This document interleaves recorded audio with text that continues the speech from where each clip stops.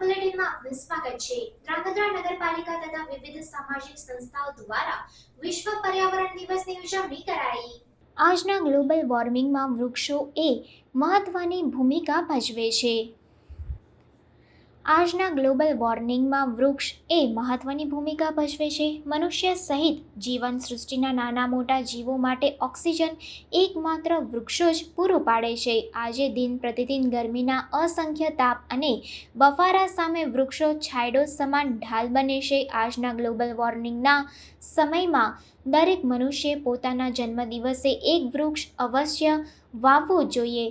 સ્વચ્છ ધ્રાંગધ્રા હરિયાળું ધ્રાંગધ્રા બનાવવાના સંકલ્પ સાથે ધ્રાંગધ્રા નગરપાલિકા તથા વિવિધ સામાજિક સંસ્થાઓ દ્વારા આજે વિશ્વ પર્યાવરણ દિવસની ઉજવણી કરવામાં આવી હતી।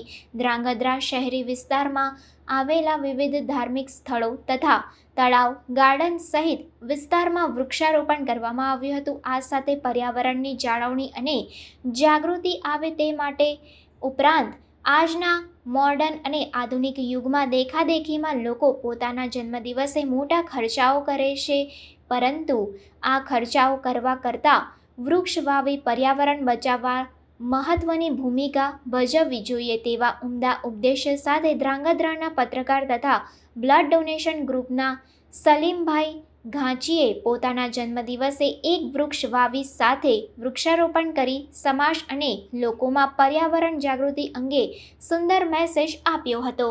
આજ રોજ 5 જૂન વિશ્વ પર્યાવરણ દિવસ નિમિત્તે ધ્રાંગધ્રા નગરપાલિકા તથા વિવિધ સામાજિક સંસ્થાઓના સહયોગથી ધ્રાંગધ્રા નગરપાલિકાના વિવિધ વિસ્તારોમાં વૃક્ષારોપણનું આયોજન કરવામાં આવેલ હતું, જેમાં ધ્રાંગધ્રા નગરપાલિકાના કર્મચારીઓ તથા વિવિધ સંસ્થાઓના આગેવાનો સામાજિક કાર્યકરોએ ઉત્સાહભેર ભાગ લીધેલ હતો। આજે વિશ્વ પર્યાવરણ દિવસ 5 જૂન નિમિત્તે ધ્રાંગધ્રા નગરપાલિકા તેમજ ધ્રાંગધ્રાની સામાજિક સંસ્થાઓ દ્વારા વૃક્ષારોપણનો કાર્યક્રમ યોજવામાં આવ્યો હતો।